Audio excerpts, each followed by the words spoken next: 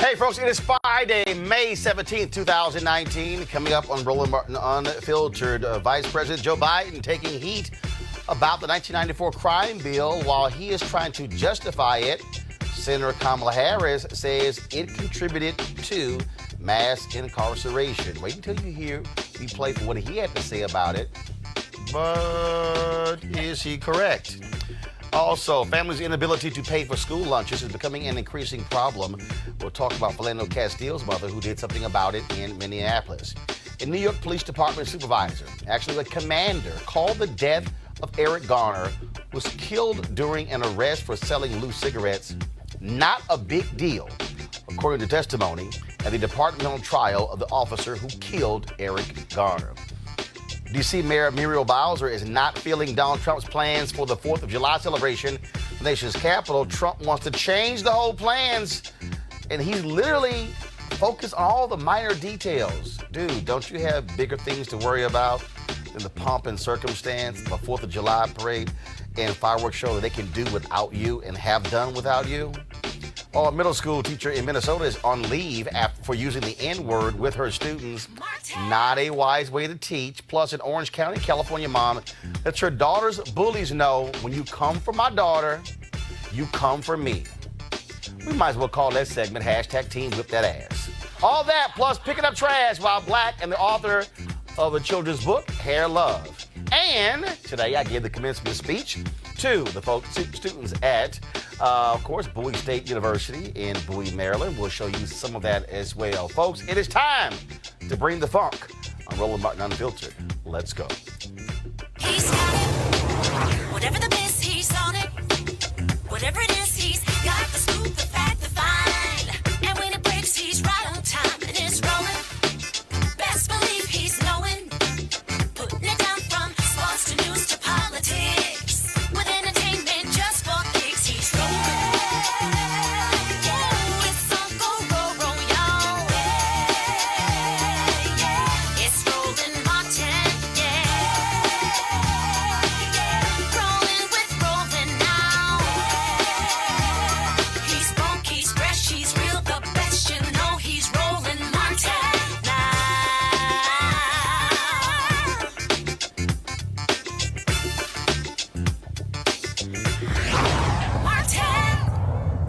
2016, Hillary Clinton got nailed big time by African-American social activists because of her super predators comment, which was in defense of the 1994 crime bill. All the people kept criticizing her and her husband, President Bill Clinton, who signed that into law. Yet during the campaign, I kept trying to tell people, why is it that y'all are ignoring the very guy who wrote the crime bill, Obama's then Vice President Joe Biden? It never came up, frankly, when Obama picked him to be his vice president. But now Joe Biden is running for president, and it is now getting some renewed attention. Well, one of the issues is that Joe Biden is also defending the 1994 crime bill. Now he's also taking some heat. So first off, we're going to show you this video do we have the video, folks, of Joe Biden actually defending the crime bill? All right, so we don't have that video. I'm going to try to find it on my iPad, but it really was a trip to hear Joe Biden. It was at an event where they were outside, and he was asked about it. Now, it's interesting because previously Joe Biden talked about it having an impact with regards to the crime bill. But then all of a sudden now he backtracked. Well, now he's out saying, hey, it had no issue. It did not have an impact on mass incarceration at all. And again, he knows this is going to be an issue. So therefore, he is now defending it. And so I'm trying to find that video while we are here. And so here is the video. I think I found it. I believe I found it, of Joe Biden speaking there. This is a short clip. I'm going to play a longer clip, but here's a short one. Nationally beat the NRA. Because when we did the crime bill, everybody talks about the bad things. Let me tell you about the good thing in the crime bill. It's the one that had the assault weapons ban, a limited number of bullets in a clip. It made sure that cop killer bullets, Teflon bullets, weren't available any longer. It opened up the whole effort to make sure there's background checks for the first time in American history. Look, the Second Amendment exists But it doesn't say you can own any kind of weapon you want. It doesn't say everybody's entitled to one. I'm the only guy ever nationally beat the NRA. All right, folks, introduce our panel. Joining us right now is Johanna LeBlanc, National Security and Foreign Affairs legal analyst. Also joining us is, of course, White House correspondent, Talk Media News Network, John Christopher Bua, and Barbara Arnwine, president, founder of Transformative Justice Coalition.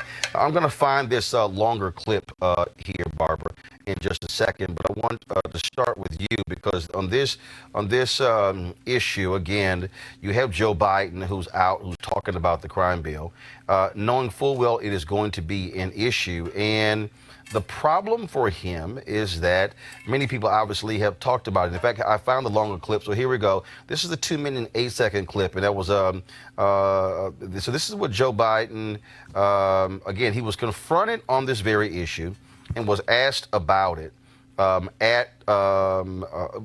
took place 3 days ago. And so here we go right here. You're going to really repair a lot of the black and brown communities that have been ravaged by the war on drugs and mass incarceration. Specific policies that you're outlining for that. That's a good essay question and a good question. Folks, let's get something straight. 92 out of every 100 prisoners behind the bars are in a state prison, not a federal prison. This idea that the crime bill generated mass incarceration, it did not generate mass incarceration. The only bill, that bill had $30 billion. $10 billion went to making sure there was that it was for prevention. That's what it was about. Secondly, the court, I made sure there was a setup in that law that said there were no more mandatories except 2 that I had to accept. One was that President Clinton wanted 3 strikes and you're out. It was part of this entire bill that included the Violence Against Women Act, included the gun control efforts, as well as included, anyway, I won't go, it's raining. But here's the deal. What happened is the mass incarceration occurred by the states setting mandatory sentences. What happened was, if you go back and look, the Black Caucus supported the bill. The reason why the Black Caucus supported the bill is because we made sure, I had a study done by my staff. And we found out, I remember, Judge, you and I talking about this. The fact of the matter is that the vast majority of people for a first-time offense, if they were black, they went to jail 3 times as long as of a white. For example, it used to be 0 to 13 years for robbery. We went into every major of the 10 circuit court districts. What were the sentences given to people who, if you're a white guy and you committed robbery the first time, you got, if memory serves me, between 1 and 3 years. If you're African American, got between 7 and 9 years. So we set up the same crime, same time for the same crime. Barbara, your thoughts on, again, Joe Biden offering a vigorous defense of the 94 crime bill? It's indefensible. The 1994 crime bill unquestionably helped to contribute to mass incarceration. Any position that doesn't acknowledge that is dishonest. And in fact, Bill Clinton admitted yes. that in 2016 that at the NAACP that it contributed to mass incarceration. I was there when he did that.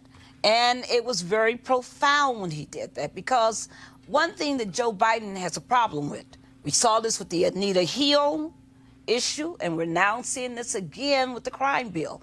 And that is being honest and saying, I really messed up, and not having to be drugged after considerable heat and fire to saying the truth. And what bothers me about this one is that as president, he will have authority over more policy.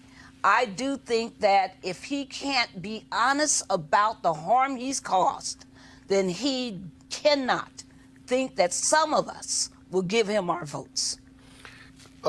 John, here's the thing. This is one of those things when the Anita Hill story came back up, when he went on The View. I came on this show and I said, Joe Biden, what the hell were you doing? What you should have said is, I own this. Right. I was the chair. I could have shut anything down. I didn't accept responsibility. The following couple of days later, he actually did that.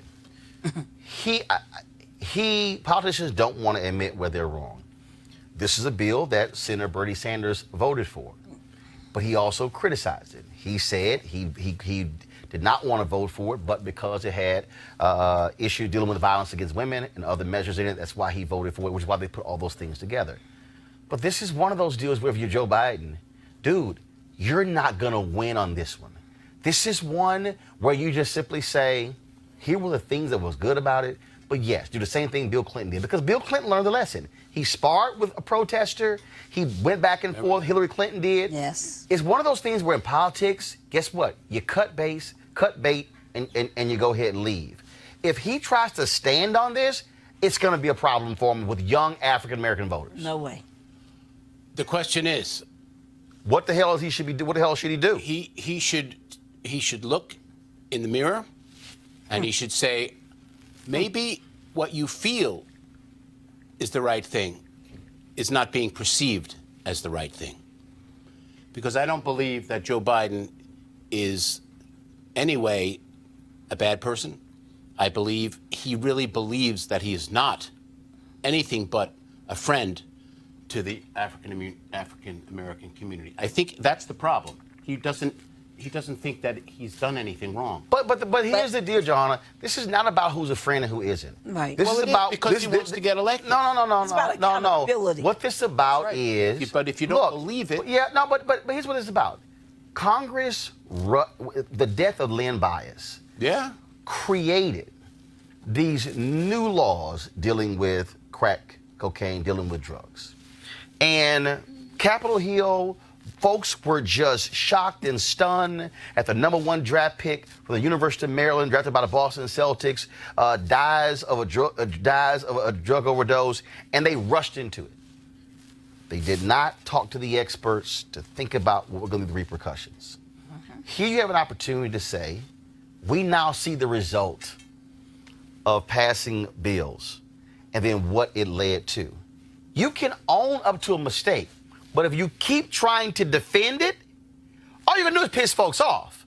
Yeah, Roland Martin, I couldn't agree with you and my co-panelist anymore on this subject. I think that studies and history tells us that this bill actually did increase incarceration rate for African Americans, in particular black men.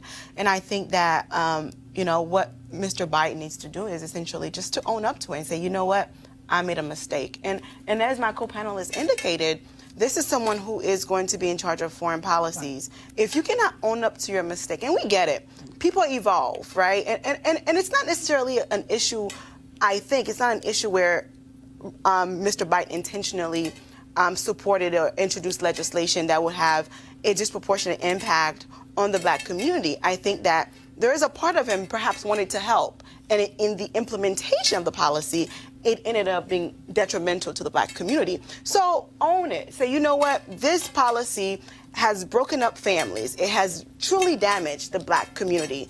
I'm sorry. What do we have to do moving forward? And be open to accept policy proposals from experts in the community, such as yourself. Why Joe Biden fails on this? First of all, he is correct in the video that most of the prisoners in America are on the state level. Absolutely. And the crime bill was specific to federal. But here's where he makes the mistake, John. The crime bill provided economic incentives for states to change their sentencing guidelines. States look to the federal government to take a lead. Bill Clinton, Joe Biden said in the video, insisted on 3 strikes. Well, when the federal level said 3 strikes, the states then went, cool, 3 strikes. And again, the proof is in the pudding. In the actual budget, and again, a fact check was done on it. And the reality is that the crime bill offered grants for new prisons to states that impose truth in sentencing policies, which impose mandatory minimums. The mass incarceration, it exploded as a result of the mandatory minimums. And that's what Joe Biden has to own up to. Well, Joe, own up to it. Because there's a lot of people in this country think that you are the only one out there who can defeat this president, Donald Trump. So get with it. Support your soul and your heart but understand that you have caused some pain and some real consternation within lots of communities in this country. Get with it, Joe. And Barbara, and why he has to do that is because Trump is going to sit here, and even though he's going to sit here and tout, oh, I passed criminal justice reform, I signed the First Step Act, I corrected your problem. And that's what Biden has to recognize. Yes, and the reality is that his platform better be loaded with repair, because the injury is not over. It's not as if somehow this was something that happened and it's over. We are still dealing with an age of mass incarceration. United States, 25% of all the world's incarcerated, 5% of the world's population. There's no excuse for this. $80 billion annually of federal money for federal prisons. I mean, all of this is just insane. What he has to do is to come out and recognize that the injury he caused is still ongoing, and he has to recognize and take responsibility for coming up with programs and policies that are going to reverse that. And there's video, Barbara, there's video of Joe Biden from '94 talking about putting money in the bill to help states where state prisoners serve at least 85% of their time. Dude, that's mass incarceration. Right. That was forcing people to serve 85% of their time, as opposed to a judge saying, you know what, this person should only serve 20 or 30%. Joe, that's mass incarceration. So stop this game of saying that see, here's the game. This is the game. And in fact, I'm gonna play it again for y'all, because I need you to understand. And I keep telling y'all again how these games happen. Joe Biden wants to play the word game. This is what Joe Biden said. Listen, and then I'm gonna deconstruct. Hi, my name's Catherine. So I'm gonna bring up the bad part of the crime bill that you sort of referenced. So I'm curious how you're going to really repair a lot of the Black and brown communities that have been ravaged by the war on drugs and mass incarceration, specific policies that you're outlining for that. That's a good essay question and a good question. Folks, let's get something straight. 92 out of every 100 prisoners behind the bars are in a state prison, not a federal prison. This idea that the crime bill generated mass incarceration, it did not generate mass incarceration. He says, didn't generate mass incarceration. Now, the prison population in America exploded beginning in 1970. So, it is correct that the 1994 crime bill did not create mass incarceration. It was Richard Nixon's, his tough on crime policies, also on the state level, coming out of the civil rights movement. Strikes you out. Don't miss that. Beginning in 1970. So you go forward in this 24-year period. Then you get to the 1994 crime bill.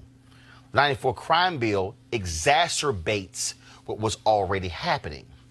And so again, this is a huge thing for Joe Biden. He wants to he doesn't want to trash it. All he has to do is to say the intentions that we had were this. You were saying this earlier. We did not realize it was going to cause this. Yes. Joe Biden can't get around that 85%. And not He only can't get around that. And not only If you were, hold on, if you were a state and the federal government says, we've got several $1 billion to help you pay for prisons. That's right. If you change your state laws to ensure that they serve 85% of their time, the state is going to say, wait a minute, if I can pick up me a $300 million grant from the federal government to help build this prison, damn right, change those laws. Y'all go to jail. You got to serve 85% of your time. And what did that do? That put people who were non-violent offenders in prison serving 85% because they were modeled on the federal level. That is what contributed to it. Bill Clinton's 3 strikes, California did that. Absolutely. Fill the prisons up. Then what happened? Prison overcrowding. They had to start releasing people. Why? Because of 3 strikes. Still dealing and with again, and 3 strikes was not even 3 murder strikes, 3 rape strikes, 3 armed robbery strikes. It literally was, if I had 2 strikes and I got arrested for stealing a piece of pound cake, that was my 3rd strike. Right. Biden has to stop and understand that that's a problem. And let me tell you something right now. He's going to get crushed in that first debate if he tries to do that. Final comments on that. Johanna first, and then John, and then Barbara. And not only admitting the fact that, this policy has had detrimental impact on the black community, not only that, but also Hold on. providing Latinos, white folks too. Absolutely. Let's be real clear. Absolutely. But not only that, but also, proposing a comprehensive legislation to address some of the wrongs that have been done in the past as it relates to incarceration. Absolutely. You have to think about it. Families have been broken apart, right? You have children being raised by single parents because of Biden's policy, right? So I need to know what policies does Biden have in place to ensure that the issue of mass incarceration in America is properly addressed. John. I like that. I think it's a good question. And Mr. Former Vice President, hear that, because people are upset, rightfully so. And if you are the next president and you have a Congress that will support this kind of legislation, now is the time. This problem of the crime bill is ongoing. Vera Institute just released last week a report on the growing mass incarceration of black women, and the total increase in the last number of years. Our communities have been destroyed by this bill. Nothing less than a full I apologize. I take responsibility, and I'm going to do everything in my power to repair it. Nothing short of that is acceptable. Again, he's going to, if he does it, I doubt it. But if he does that again in front of a group of black folks, what's going to happen is he's going to get this. And I'm telling you, when they had that first debate in June, if Joe Biden comes up with that defense, he's going to get jumped on by every single person on that stage, especially Cory Booker, especially Kamala Harris, especially Elizabeth Warren. So, Joe, I'm just saying, you might be called Straight Shooter Joe. I wouldn't use that line because, hell, my niece would destroy you on that one. And I guarantee you the other candidates will as well. Folks, we'll talk about what is sick in this nation, is that how you can have Donald Trump and others tout this being the richest nation in the world and all of our vast resources, how we have the most powerful military in the world. So how in the hell do we have 75% of U.S. school districts reporting student meal debt? In Rhode Island, students who hadn't paid for lunches, they got cold meals until a company stepped in and actually paid for it. In New Hampshire, a lunchroom employee, y'all, was fired. Was fired. Ridiculous. For allowing a student to take food and to pay the school back the next day. In Minnesota, one high school attempted to prevent students from attending the graduation ceremony if they had lunch debt. And Philando Castile's mother paid off the school lunch debt for students at Cooper New High School in New Hope, Minnesota. The money was donated last month on behalf of the Philando Castile Relief Foundation. It was around $8,000 or so. What is crazy, John, is we literally are talking about penalizing kids because of school lunch debt? I am an adjunct professor here in Washington, have been for 11 years. I have students who have to work 3 jobs to pay off their meal plan. Right. These are not the elitist kids. These are hardworking kids. What I find abhorrent and really, really disgusting, and the root of all of this dumbing down of America, because the stupider you are, the more you will actually vote for Donald Trump, is that our Secretary of Education, Betsy DeVos, brother of Eric Prince, and we all know what he's all about, never even had an education degree, and she has never taught a class of students in her life. This is a disgrace. This is where we're headed as a country, to shame students. I mean, many kids, as we all know, we travel around, we go all over the place, Roland. Sometimes it's the only meal that these young kids get, is this meal that they're getting in school. How the hell, Johanna, literally, we're not gonna let you graduate because of school lunch debt. It's disgrace. And then in Rhode Island, oh, the hell with that. Here's some cold food. Oh, my goodness. You know, You can't think without food in your belly. How callous is that? When I read that story, it literally broke my heart because as someone who came from very humbling beginnings, I had to rely on food stamps to get through, you know, undergrad and such, and high school. And so I understand what it's like to not have money to eat, right? And when you cannot eat, when you don't have a proper meal, you can't focus, you can't think, right? You can't succeed in the classroom. And the fact that America is so rich, right? We have all the resources. This is not an issue about the country not having enough resources to feed these children. It's about people just don't care about poor people anymore in this country. Where's the humanity, right? I mean, these kids, we have the resources to ensure every child in America has a hot meal before class starts, right? And we're not doing that, and it's heartbreaking. Well, it puts the lie to this. It really puts the lie to this whole mythology that we got this great economy, when in reality, hunger has gone up in this country. In reality, poverty has gone up in this country. In reality, the jobs, the quote unemployment, the jobs people are working aren't paying enough.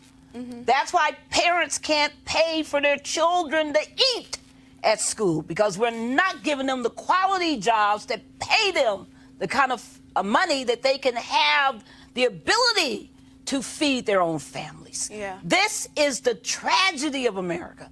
And when we, I just think that we got to really be very clear that this vulture capitalism economy that we live in right now is just siphoning off everybody's ability to succeed. So it's very, very, very important that we come up with other measures to, instead of punishing children, punishing the children, that we come up with other measures that allow people to eat, be fed, and to be able to go to school. Now, let me tell you, Roland, I was one of those kids, too, who had to hide out in the library during lunchtime because I didn't have the money to buy lunch. And I'm very, very lucky that I got through all of that. But it's wrong. It's wrong, and a lot of people don't. And also, this is also a country that actually pays farmers not to grow food. Right, isn't that something? Right, that makes no sense whatsoever. All right, folks, let's go to New York, of course, where Danielle Pantaleo, the officer who killed Eric Garner, is facing a New York Police Department hearing. Here's what is stunning. A New York Police Department commander called the death of Eric Garner not a big deal, according to testimony at the trial of Pantaleo, who's the one who applied the deadly chokehold. Now, after Pantaleo choked Garner from behind and before three other officers tackled him, Sergeant Danon Samanov told Lieutenant Christopher Brandon in a text message that Garner, quote, was most likely DOA. He has no pulse. That's according to evidence presented on Thursday. The Staten Island Advance and New York Times both reported, and that's when Lieutenant Brandon responded, not a big deal. We were effecting a lawful arrest. When the text messages were read out loud, the courtroom audience was stunned. First of all, I'm not stunned at all, Barbara, because the reality is there's a callous disregard for life. Officers also know that they're not going to get in trouble. They know that they're not going to be disciplined. Eric Garner was murdered 4 years ago, and it is now that Pantaleo is facing this hearing. He's not facing murder charges. He's not facing a trial. He literally is facing a hearing as to whether or not he should keep his job. It is a disciplinary hearing of the NYPD. And the only person who was punished was the gentleman who took the video. Who went to prison. Who took the video of the killing of Eric Garner. To Glenn Carr and all the family members, I am so sorry that you're having to go through this, because this is just wrong. The bottom line is that Black Lives Matter. Say her name when you talk about the black women who have been killed by police, the bottom line is that when we read no big deal, that's why we say Black Lives Matter. That's why we have to, fight for accountability by the police. Pantaleo needs to go. He needs to be in jail. He doesn't even. This just is beyond me that we are at this point. And this lieutenant, he needs to be disciplined, because anybody who's in a command position who has that kind of devaluation of Black lives has no business being on the street, has no business being in command. John. I'm going to sound like Bill Clinton. I feel the pain. I grew up in New York City. I grew up a mile away from Donald Trump in Queens, okay? I know him as a young man. He was a fraud then, and he's a fraud now. There is no one who is in the White House at the moment, and very few in Congress, who are going to take your cause and say, let's make it happen. Right. You and I, all of us, we need to have these kinds of discussions with everybody. Yes. Because when you put a chokehold on a young man and he says, I can't breathe, you stop, okay? But that's a moral question. And we are not, this country, I tweeted out before some unbelievable thing that Trump put up, and I wrote, Lincoln wept. JFK wept. Ike wept. MLK wept. Robert Kennedy wept. Okay? This is what we're talking about. You know, the shortest verse in the Bible is Jesus wept. This is what we need to talk about, because we have to pull together as a country and make sure that we get rid of the tyrant and make sure that Putin, I'm sorry, is literally running the show. But it goes beyond. It goes beyond in Trump and Putin. What this really goes to on a very. We have no country, Mark. No. What this goes to on a small level, Johanna, is very simple. Yep.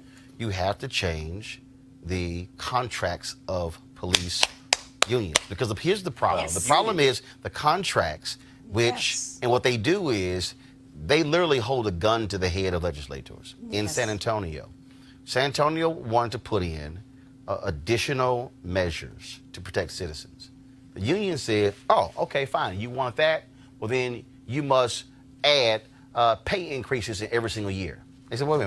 What the hell I got to do with pay increase? They literally were saying, oh, we will only agree to that if you add pay increases. In cities all across the country, they fight in collective bargaining. They fight the inclusion in the union contracts to be able to deal with guys like this. I have said for the longest that if you're a police officer and you turn your body camera off, automatic firing. Right. If you turn your dash cam video, if you turn the audio off, automatic firing. If you lie on a police report, automatic firing. They don't want that, because what they know is a police officer can lie, can make it up, and they will get protected by the department, protected by district attorneys, and protected by judges. And I think the issue is obviously lack of accountability, right? And also another greater issue outside of the gentleman who died is that, when you have people in leadership with that kind of mindset, it translates into policies, right, that will have a direct impact. There's nothing wrong on individuals, right? So we have to be mindful of, how we pick our mayors, because the mayor oversees the police department and appoints the police chief. So all of these things. Well, and a strong mayor form of government, a city manager form of government, city manager appoints it. But go ahead. Okay, all of it is interconnected, right? Okay. So we have to take control. We have to hold these folks accountable for their actions, because the comment that this officer made, no big deal. It's not the first. Right. I mean, it's maybe they say worse than that. Well, first of all, we saw what happened in Baltimore, right? Pretty great, where to this day you still it's sort of as Freddie just killed himself, but we know about the rough rides in the vans as well. Yeah, it's not the first nor the last, unfortunately. But you also, what you have here is you have also Bill de Blasio, who did not lead as well. Okay, 4 years.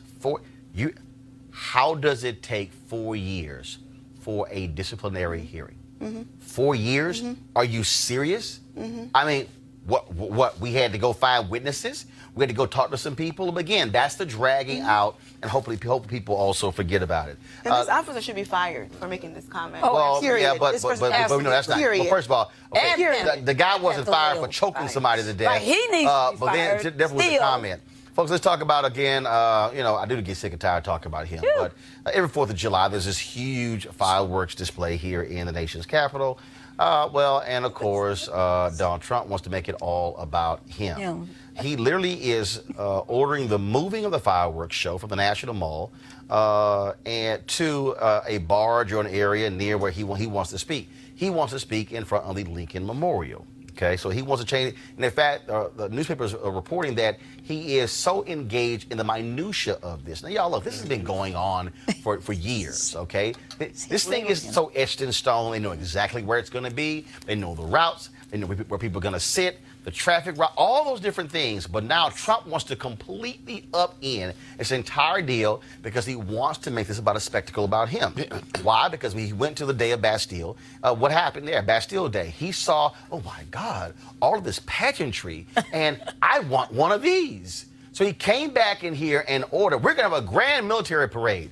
He literally wants, speaking of Putin, he wants what Putin does, what Russia has always done, what North Korea does. He wants the big military display. He wants to see tanks rolling down the streets. He wants to see the missile launchers rolling down. He wants to see thousands of troops. Well, when of course they showed him the cost, how much money it was going to cost, and he nixed that. But now he's trying to flip the big 4th of July celebration into his own little patriotic party. Well, Washington, D.C. Mayor Muriel Bowser is not too happy. This is what she said to the Washington Post, quote, "The president can speak at any event that he wants to speak at, and my great hope would be that he recognizes that the event is a unifying event that celebrates the birthday of our nation." The problem with this, John, is this ain't about you. It's not about you. And they have a system. It is in place. Literally, they can walk in there and do this here. Okay, that's the plan. We've used it for the last 15 years. No, he now wants to change everything. And normally what happens is, for this celebration, because presidents care about the public, presidents don't attend it. Because they know when the president attends something, it totally changes security. No, he doesn't give a damn about the hundreds of thousands who come into D.C. to watch the fireworks show. No, he wants a big old party where Donald Trump is the man standing in front of Lincoln Memorial. And frankly, I think if he does that, Abe is going to get off that damn chair and give him a swift kick in his ass. Your thoughts on Mr. I want a big party for myself? Well, as you said, if the president is included in this 4th of July festivity, there will be heightened security, which would, in essence, take away from the joy and all the fun that citizens usually. No. It changes everything. It changes traffic patterns. Absolutely. Absolutely. Everybody has to get now checked. Absolutely. It changes bags. Absolutely. People Yes. come in with their food, Absolutely. and their Yes. drink, and they Absolutely. sit with their. It changes everything, and he is so arrogant that he can't even go. You know what? I don't want to inconvenience the American public. I'm going to keep my butt at the White House and watch it from the balcony. Yeah, so it'll change it for the American public and other people who are interested in the 4th of July celebration. So I think that the president should definitely reconsider his position and think about the American people to see whether or not this will really impact their ability to really enjoy 4th of July. John, the narcissist, is all about him. It's not Red Square. This is not Nuremberg rallies, Mr. President. You are not the dictator. Soon you will find out how much you are not the dictator. And you know, Muriel Bowser, you stopped him from the last time he got these highfalutin concepts when you realized that tanks going down Pennsylvania Avenue was something you're going to have to repair as the chief executive. It's going to destroy the streets. The streets were not built to carry tanks. You want to do that? Go to Pyongyang or go to Red Square in Moscow. Well, you know, and maybe you will. Maybe Putin will invite you over. You can stay for a few years. He is a fascist, narcissist. He thinks he is a megalomaniac. He thinks he's a demagogue. He thinks he's Mussolini. He thinks he's Right. More like Mussolini than Hitler. He's right. The way he struts and pushes. He's Mussolini. This is a Mussolini move, everybody. You know what happened to Mussolini, though? Right. Okay, enough said. He's a straight up fascist, and it's ridiculous that we have a cowardly Senate, because Congress ought to be checking him. Muriel Bowser, thank you, but that's really Congress needs to be reining this guy in. That's where the impeachment comes in, and Yes. we'll see if enough Yes. information is given up in the next couple of weeks. Mnuchin decided he would thwart that giving up the taxes today. There's the fight over the Mueller report. Roland, you know, one after the other after the other. Yes. The fact is, people are calling for the impeachment. Why? Well, you're not going to win the House again, or the Senate wouldn't approve it. The fact is, that is the only way, Doctor, that the information will get out. And I believe live, TV, televised impeachment hearings work. They work. Look what happened to Nixon. Well, he had to resign. They're imperative. Yeah, but again, the bottom line is They're he imperative. wants a big ass party and he shouldn't get it. All right, for some. I'm not going. I'm going to. Well, I don't go anyway because I read Frederick Douglass. It's What was the ridiculous. slave to think about the 4th of July on that particular Hey, day? hey. So I celebrate Juneteenth. All right, y'all, gonna go to a break. We'll be back on Roland Martin Unfiltered in just a moment. You want to check out Roland Martin Unfiltered? YouTube.com/Roland S. Martin. And subscribe to our YouTube channel. There's only one daily digital show out here that keeps it black and keep it real. It's Roland Martin Unfiltered. See that name right there? Roland Martin Unfiltered. Like, share, and subscribe to our YouTube channel. That's YouTube.com/Roland S. Martin. And don't forget to turn on your notifications so when we go live, you'll know it. All right, fam, I invited you to come out swinging and join me for a day of golf at the University for Parents Golf Tournament on Saturday, June 22nd in Southwest Atlanta's Wolf Creek Golf Course. It's a golf tournament with a purpose, a fundraiser for the University for Parents, a program designed to empower parent learners through education, inspiration, and support. It's all a part of Susan Taylor's National Cares Mentoring Movement. Now, when you empower the parents, you empower the children as well. Location of the tournament is 3000 Union Road, and the shotgun start time is 9 a.m. To register, go to www.u4parents.org, letter U for parents.org. For more information, be sure to call 770-316-3487, 770-316-3487. I certainly hope to see you there. All right, folks, it's time for another edition for Crazy Ass White People. No chocolate girls are allowed. I'm white. I got you, huh? Illegally selling water without a permit On my property. Whoa! Hey! You don't live here. I'm uncomfortable. All right, y'all. A Minnesota teacher has been placed on leave after a video showing her using a racial slur while speaking to middle school students went viral. St. Paul Public School Superintendent Joe Gothard promised in a statement to take aggressive action after video was posted online of teacher Wendy Berlowski using the N-word at Highland Park Middle School. The video we found has censored her use of the word. Check it out. In the room, and they just pick on them. Because they're black. And they're the only doing any work. I know. I'm sorry. No, that's what you've been saying. That's what she's repeating what you're saying. But I'm sorry. I'm sorry. I don't feel sorry for Wendy. Y'all know Wendy gonna lose her job, and I keep telling y'all. She needs to. But I keep telling people, Never every time one of these crazy white folks do something, black people should line up for that job. We Yes. will end black unemployment like quickly if that happens. Now let's go to, this is not a crazy ass white person. This is a straight up real sister. One thing you don't do is play with black mamas when it comes to their kids. Unfortunately, students at Nagale Hills Middle School in Orange County, California did just that. When Kristen Tinsley found out that her daughter was being bullied and sexually harassed by classmates. Let's just say her mama decided to roll to the school and she can be a charter member of #Teen Whip That Ass. That's messing with my daughter. She's a girl. Y'all are boys, okay? if y'all bully my daughter, if you look at her the wrong way, if you breathe the wrong way, send your mom to me. Sisters, aunts, anybody over 18, I'll fuck them all up. Do you understand me? Leave my daughter alone, and I'm not going to say it again. If I have to go to every class, I'll do that. And I'm letting you know right now, any mom, any sister can catch these hands, okay? That's Period. how pissed I am. Y'all gonna leave her alone. I mean, no messages online, don't post nothing about her. None of that. None of that. Y'all don't know me. Y'all think y'all bullies? I'm the big bully, okay? Let that be known and understand that. Leave my daughter alone, and I mean it. And if I have to come up here again, it's gonna be problems. She's a girl, she can't handle y'all. If y'all are boys, if y'all are girls, I tell her to meet you after school and handle it outside like a real one. But since you guys are boys and she can't do anything, tell your moms, tell your sisters, tell your aunties, cousins, whoever. As long as they're over 18, we can handle it any day. You understand that? You don't pick them up. Ass whippings for free. For free. You ain't even gotta pay for it. For free. Do y'all understand me? Leave this girl alone. She's taken care of. You won't play that, okay? And I'm not gonna call out no names, but you're gonna leave her alone, and I mean it. Ass whippings for free.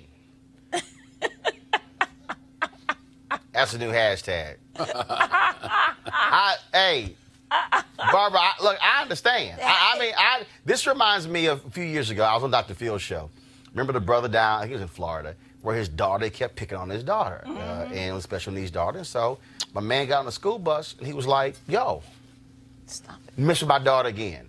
I'm kicking all y'all. I mean, he went off. And they tried to charge him. And so I was on Dr. Phil with him. And I said, yo, Doc, I'm with the daddy. The daddy was like, you mess with my daughter, you mess with me. I'm with, Mom said, y'all gonna catch these hands. I'm with Mom. I'm with her.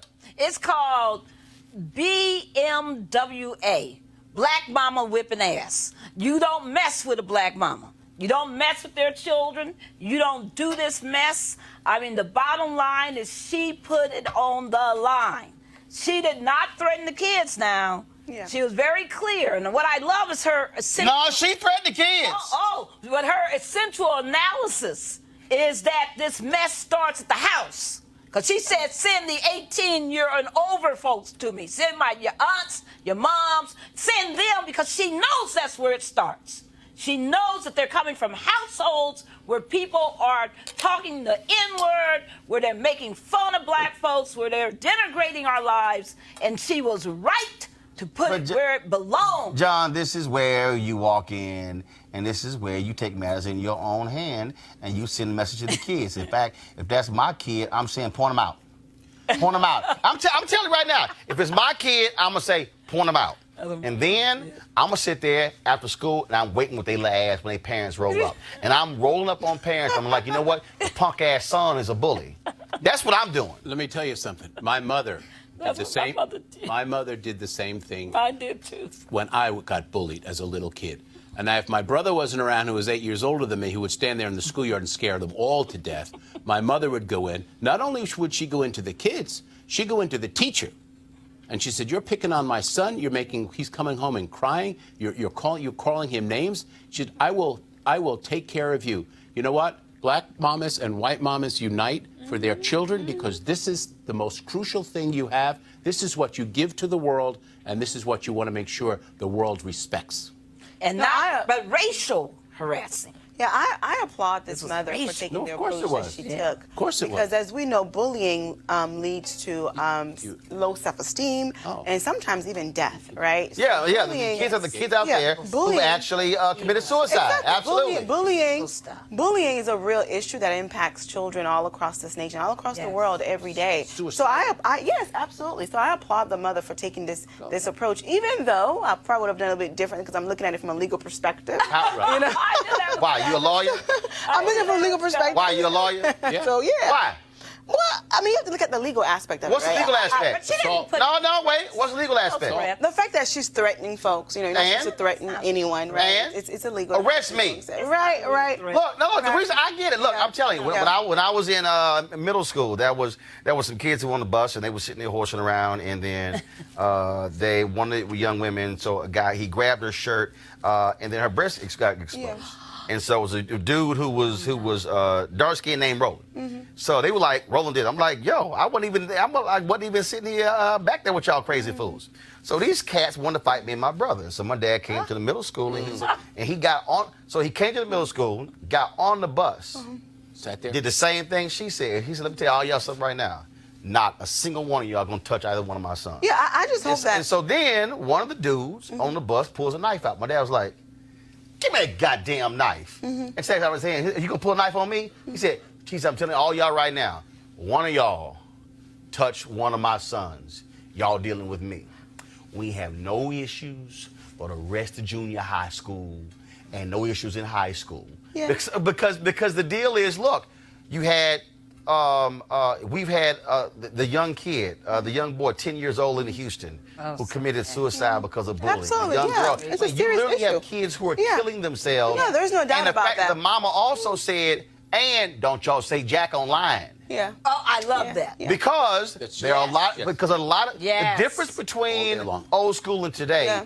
is that bullying may have stopped when you left school. Yeah. Yeah. Now they are bullying them on social media as well. Yes. So All your it classmates is. get that same message. Yeah, absolutely. Yeah. Johanna, go ahead. It is my hope that the mother does not have to resort to violence in an effort to ensure that her child is safe from bullying. I hope that the kids get the message, and the person who's actually abusing her child at school gets the message in this behavior. Oh no, they got the message. They got the message. Y'all don't want these hands. Right, right. Well, let's hope you don't have to. Hey, guess what? I advise y'all get y'all kids in check. Hashtag Team Whip that ass. All y'all, a white police officer in Colorado has been placed on leave after detaining a black man for picking up trash in front of his home. Actually, but no. He was initially placed on leave. Now he is quitting the force. Y'all remember this video? Go ahead and play the video. This took place a couple months ago. The encounter began when the officer was patrolling a residential area that is considered private property and asked the man if he belonged there. Well, the man was cooperative and even gave the officer his school ID. He asked the man to sit down and put down his weapon, which was a trash clamp. Well, guess what? That officer... he is now saying, you know what, I'm good, it's time for me to go. That's called, I'm going to get fired, so let me go ahead and bounce anyway. And so that's what we have there. So, yeah, again, another job opening. Another job opening. Another job opening, but here's the problem. Don't be surprised if he's able to get a job in a neighboring city, which is also part of the problem.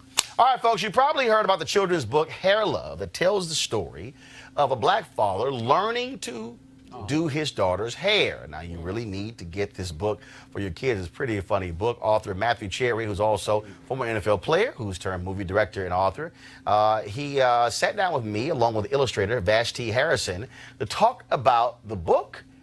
Check out our conversation. All right, folks, we're joined by, of course, Matthew Cherry, Vashti Harrison. First of all, Vashti, really? Black people know Vashti McKenzie, Bishop Vashti McKenzie. You know, all these Vashtis we know. my mom is Trinidadian, and in Trinidad they say Got it. See, Yeah. they say Vashti. exactly. They say Vashti. Now, when they hopped across that pond, it was like you come to America like Vashti. Exactly. And black people draw it out. Vashti. So when y'all on the road, how often do you hear Vashti? I hear lots of different things, but Vashti is pretty common. Yeah, I probably call there 3 different versions myself. So how did this book originate?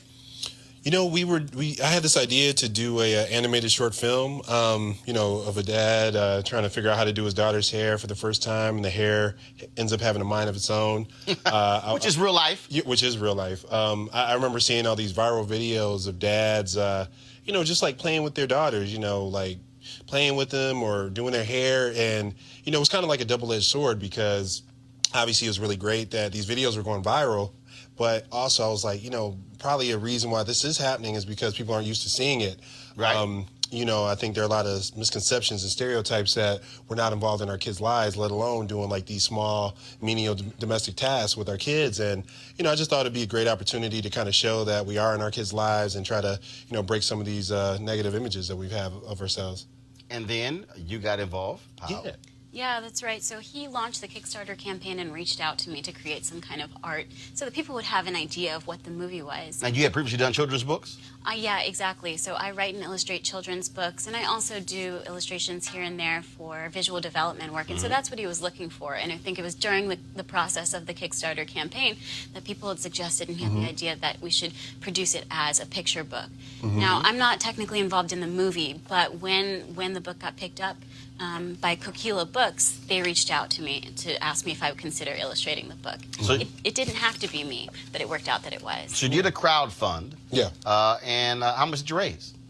We raised roughly almost $300,000. It was like 283. And were you shocked by that? Yeah, yeah. It was crazy, man. It was like the craziest thing I've ever been a part of. Now the Kickstarter was for the whole project. The short film. Yeah, short film. Yeah, Got well, one of the gifts that we offered was for a picture book. We just didn't know how we were going to figure it out. And then 3 or 4 days into the campaign, Namrata, who is our kind of the editor, and she's like the head of the Coquila Books, she reached out and was like, look, I'm a big fan of this. You know, we're about to start this new division, and I just think it would be really awesome if we could help make the book with you guys. And it was just like that, we had a book deal. Why do you think it resonated the way it did?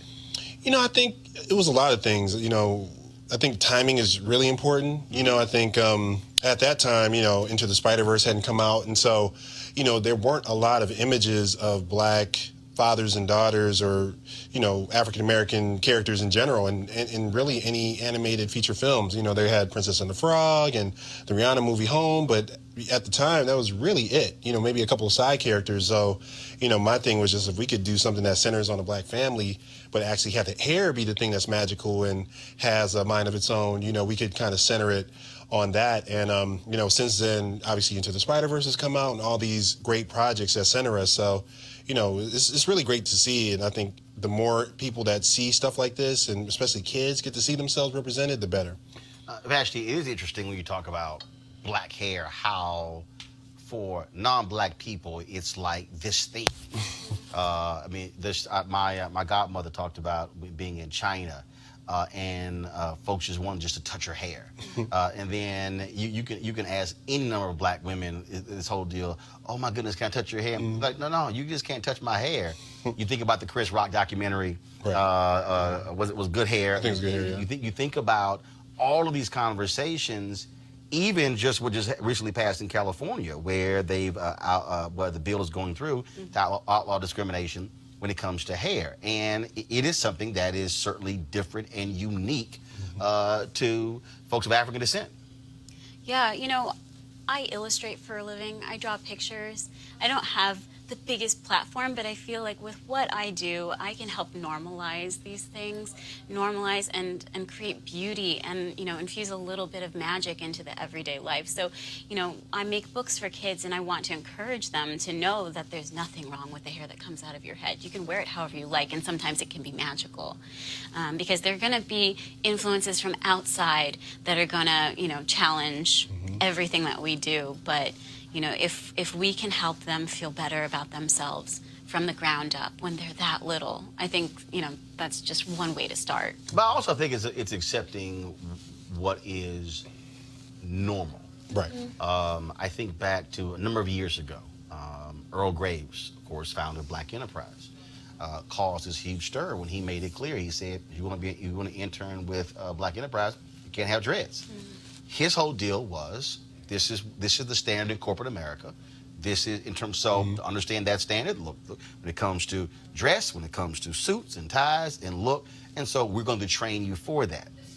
We think about NBA. It was really Allen Iverson in the corner to sort of change that. You had, of course, the brothers in the ABA with the big, huge afros, Dr. J. But again, it became this whole thing. Well, no. In order for us to, in essence, assimilate, we have to change. I think for African Americans, we can go down that road where change your hair, change your dress, change your tone, change your walk, your talk, all those things. Cam Newton going to the Good Carolina Panthers, an owner saying, don't have a tattoo. Right. And so I think when you talk about normalizing it, it's saying, okay, that is normal. I got my wife and I raised 6 nieces. Hell, I've seen this constantly. Right. Matter of fact, I was with my nieces a month ago. They look just like this. I mean, it's normal, And now what is normal for us now is going out into the world, and that has to be accepted as well, that you can wear your hair natural if you're a television anchor. Yes. You can wear your hat if you're an athlete as well. Yeah, I mean, remember Ricky Williams when he was like one of the first NFL players to wear dreadlocks, and people were talking about him, acting like he was Jamaican and all this other stuff. And now if you turn on Didn't NFL help game, you love weed the right. amount he did. I mean, let's just be real, real honest. True. But if you look at an NFL game now you see 20, 30 players on the field will have locks at a certain time. So, sometimes it just takes that one or two people to, really just make this, not really a stand, but just be yourself. And change the image. Yeah, and you change the image. We tried to do that a little bit with the father character, Stephen, in that he's a young man who I see the tattoos. has the physique of maybe a basketball player. He could be, any kind of athlete, but we're just saying this is a dad. Or just a brother with muscles. This is a dad that loves his daughter. And why can't a dad look like that? Yeah. Well, first of all, the only reason I say a brother with muscles is because it absolutely drives me crazy. Anybody who follows me on social media knows this. It drives me crazy when I'm traveling and I have my Texas A&M gear on, or if I'm wearing Houston Astros, Houston Rockets, or Houston Texans, and the first assumption is I play ball. Right. Then the second assumption was our coach. Right. And they go through all this sort of stuff. It's kind of like, okay, when are you going to get to the graduate part? Right. Like, when you going to get around to, maybe I just simply went to school there. Right. So I'm a huge advocate of trying to get white folks to understand, stop this perception that if you see somebody black who you think is muscular or could play ball, don't assume that. Right. And say, wait a minute, because if you see a white guy, you don't automatically think, oh, he's a baller. Right. And again, those perceptions come in. And I think a lot of people really, as somebody, look, I've been in media since I was 14, who really don't understand the power of images. This is actually, what you're doing with movies, that's actually America's greatest export. Right. What we send around the world. Right.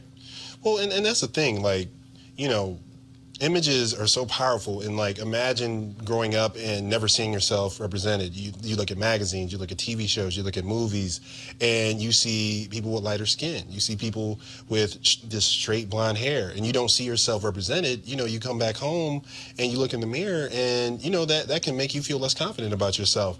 And so all we're trying to do is just simply say, look, we see you, we think this is a very specific niche, but also it's universal in that, these are things that parents do for their kids when they love them. If there's something that they don't know how to do and the kid asks them how to do it, you're going to try to figure it out. You're going to go online and look up some videos. You're going to call a friend and try to figure it out. So that's really what the book is about, just showing what parents do for their kids when they don't know what to do and they're trying to figure it out. Have you had to deal with folks who will reject your view of reality? I've never encountered that. I wrote a book called Little Leaders, Bold Women in Black History, so it's just a book filled with the stories of black women.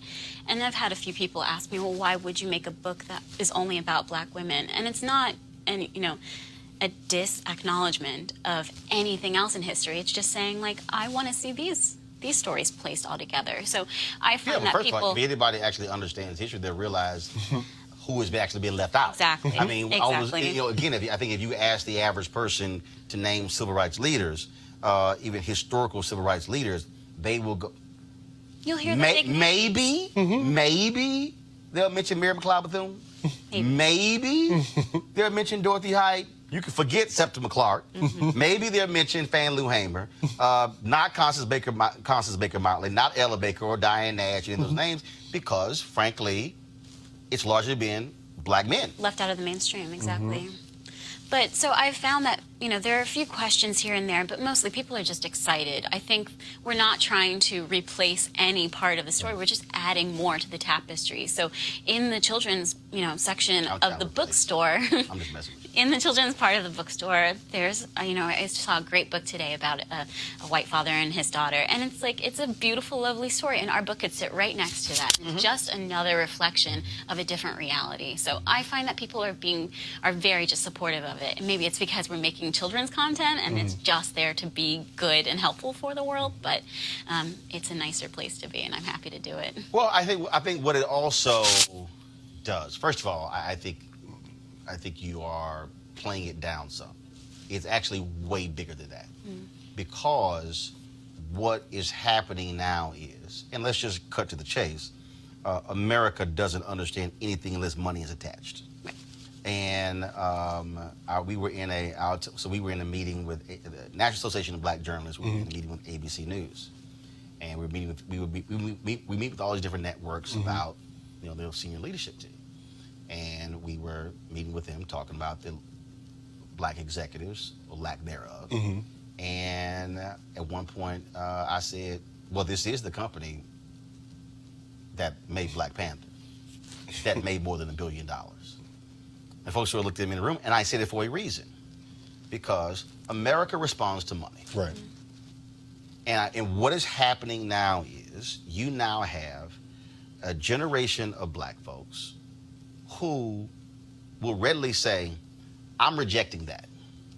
In fact, I grew up seeing the children's book and the white father and the white mother. No. Y'all got to put some other stuff up here. And it is forcing bookstores, it is forcing publishers, it's forcing networks, it's forcing them to understand that America is indeed changing. And that if you do not better reflect this changing America, another company will, and you're going to lose out. Yeah, I mean, and that's a great thing about the company that we're with, Kokila Books. Namrata, she is just really focused. It's a division of Penguin Random House, and it just focuses specifically on, POC authors and people telling their stories. So our book came out on Tuesday. There was another book that came out called My Poppy Has a Motorcycle that speaks to, the Mexican-American experience. And, there's a book coming out later about the Filipino-American experience. And so, these are all just like really these underserved communities, and it's such a niche. And we're just so excited to be a part of this family and to be the first book that comes out under that division. How much is the book? Where's that? How much is it? How much is it? I believe at $16.99 in stores and like $10.99 if you get it on Kindle. Yeah, they looking like, I don't know. No, I mean, like, just buy the book. I just looked at think it's different in different stores. Yeah. So we're not sure. But. Okay. Yeah. All right, again, folks, the book is called Hair Love. Yes. Matthew Cherry, illustrated by Vashti Harrison. Check it out and get it today. Sweet. We appreciate it. Thanks a lot. Thank you Thanks so for having much. us. All right, fam. Shout out to First Baptist Church of Glen Arden. They recently calm down, Barbara. That's my church. Okay, all right. You tithe? All right. Oh, her ass got real. Y'all saw her quiet. She got. No, I hit her with do your tithe. Yeah. Okay, all right, you do? Yes, of course I do. Okay, let me text. I'm a church member. Yeah. Let me text Pastor Jenkins. Do. Oh no. Let me text. He knows me. Yes. Let me He text. knows me. Let me text Pastor Jenkins, who is the senior pastor. Right. We find out if you actually tithe or you give offerings. No. Anyway, y'all. My The First Baptist Church of Glen Arden in Upper Marlboro, Maryland, they gave out 4 cars, and so this one woman, Marilyn Lacey, boy, she was happy. It's beautiful. Beautiful. Where in the hell's the video? What, really, Jackie? Let me explain something. No, let me explain something to y'all. We sat in the office before the show, 3 hours before the show, and Jackie was begging me to include this in the show, like begging me to include this in the show. And she was like, it's a 4-minute. I said, we are not going to play the whole 4-minute video. We're going to play 45 seconds, okay? Oh, they were all excited. We play 45 seconds. Now, I actually do the story. I actually go ahead and do the story and the damn video not even ready. I literally had to stretch longer than what the video is. Now, what I don't understand is how it was in the show. And in fact, we normally end at 7. It's 7:08. And so you now talking about extra time, and the video wasn't ready. So where's the video? It ain't there.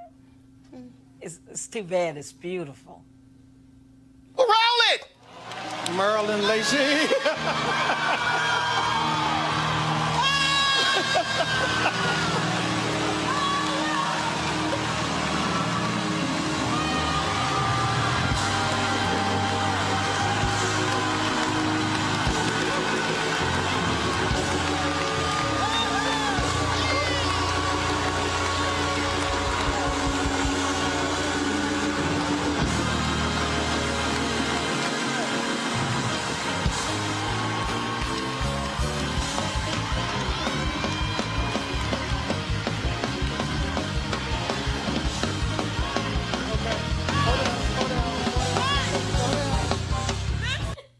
I think Maryland ran track in college because the original video was 4 minutes.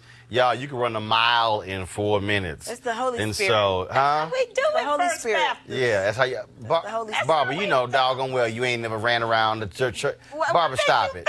Barbara, stop. Barbara, just stop. That's what we do it. Barbara, don't be trying to say that's what we do. No, that's what she do. Don't be trying to say that's what You we got do. the only Barbara, you know you ain't ran around church. But y'all can't stand black people do that. I done run up. Don't y'all can't stand black people do that. Somebody else does something, but that's what we do. No, that's what she do. They ain't what you do. Anyway. Up and down some steps. Yeah, okay, all right. Yeah, okay, all right, yeah. It's the Yeah, Holy we gonna check your iWatch to see how many rings you got. All right, final comment. Anything this week, what we want to talk about? We'll start with John. Pray for our country. All right, that was quick. All right, Barbara. Definitely read the Vera Institute report on women in incarceration in jails. LeBlanc, what you got? The fact of the matter is, our nation is being faced with some challenges, economic, politically, and socially. So we have to rally ourselves and get educated on the various issues and act accordingly. Don't make decisions based on ignorance. Make decisions based on what you've learned and get the facts straight. So. All right, folks. Well, we appreciate that. Thank you so very much for joining me. Don't forget to support Roland Martin Unfiltered by going to RolandMartinUnfiltered.com, join our Bring the Funk fan club, and we're gonna roll our credits. But also, don't forget that if you don't see your name, let us know. So beginning on because we're emailing everybody the promo code where you have a discount. And so on Monday, actually next week, I'll tell you about some products we have on sale where you can utilize your discount to actually get that. And also after this, so again, join the fan club. Only way you get the discount if you become a member of the fan club. You can use Cash App, PayPal, or even Square. Now, after this show, we're going to end this live stream. I'm going to actually play for you my commencement speech earlier to the graduates of Bowie State. And so trust me, you're going to enjoy that. Y'all know I don't do regular commencement speeches. I'm an irregular commencement speaker. And so this was the 17th commencement I've given, 15 of those at HBCUs. And so I definitely think you're going to enjoy it. The graduates definitely enjoyed it. Many of them told me that when I shook their hands, they crossed the stage with getting their degrees. And so we're going to stream that for you right after. Shout out to Dr. Bro, of course, who is she brought commencement back to the campus for the last 6 years. It was held on the campus of University of Maryland. The alumni, they really wanted to have graduation back on their campus. So for the first time this year in 6 years, graduation at Bowie State was held on the Bowie State campus. Of course, it's the oldest HBCU in the state of Maryland. So, all right, folks, I got to go. I will see you guys Monday from Palm Desert, California, site of Anthony Anderson's third annual Celebrity Golf Classic. And so we'll have sights and sounds from there as well. So you be sure to have a great weekend. Holla!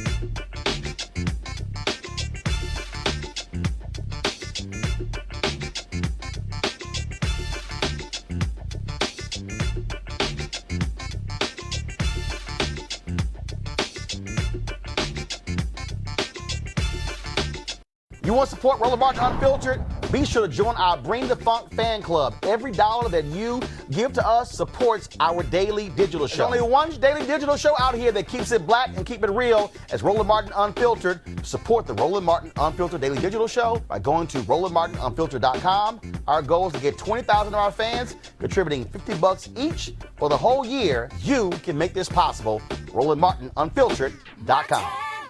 You want to check out Roland Martin Unfiltered? YouTube.com/Roland S. Martin. And subscribe to our YouTube channel. There's only one daily digital show out here that keeps it black and keep it real. It's Roland Martin Unfiltered. See that name right there? Roland Martin Unfiltered. Like, share, and subscribe to our YouTube channel. That's YouTube.com/Roland S. Martin. And don't forget to turn on your notifications so when we go live, you'll know it. Hey fam, want to check out Roland Martin Unfiltered? The blackest show on all of digital, cable, and broadcast. Check out our audio podcast. There's only one daily digital show out here that keeps it black and keep it real. It's Roland Martin Unfiltered. Press play.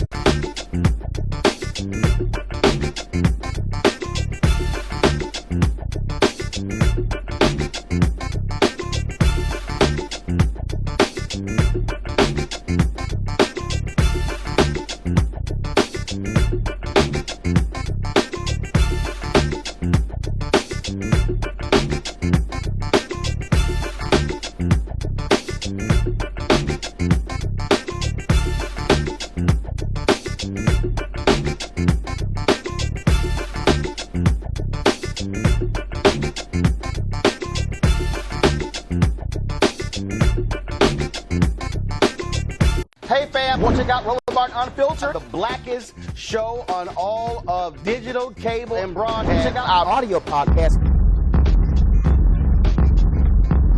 There's only one daily digital show out here that keeps it black and keep it real. It's Roland Martin Unfiltered. Press play. You want to support Roland Martin Unfiltered? Be sure to join our Bring the Funk fan club. Every dollar that you give to us supports our daily digital show. There's only one daily digital show out here that keeps it black and keep it real. It's Roland Martin Unfiltered. Support the Roland Martin Unfiltered daily digital show by going to RolandMartinUnfiltered.com. Our goal is to get 20,000 of our fans contributing $50 each for the whole year. You can make this possible. RolandMartinUnfiltered.com.